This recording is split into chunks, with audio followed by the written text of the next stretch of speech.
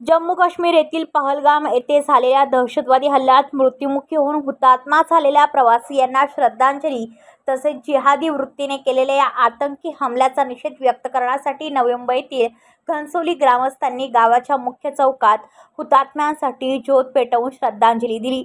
तसेच या भ्याड हल्ल्याचा निषेध व्यक्त करण्यासाठी पाकिस्तानचे झेंडेसह द रेजिस्टन्स फ्रंट या दहशतवादी संघटनेचे झेंडे व आंतरराष्ट्रीय आतंकवादी हाफिज सय्यदचे छायाचित्र जाळण्यात आले।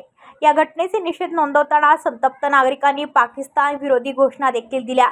तसेच आपल्या परिसरात बाजारात खरेदी करताना विक्रेत्याची चौकशी करून खरेदी करण्यात यावे, जेणेकरून बांगलादेशी मुसलमानांना आपल्या पैशांचा लाभ होऊ नये अशी जनजागृती लोकांमध्ये करण्यात आली।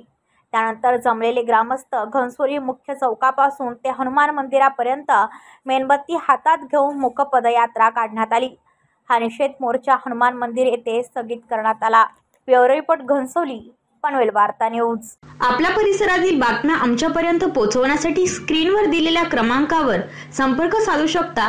दूरध्वनी क्रमांक 8652414343।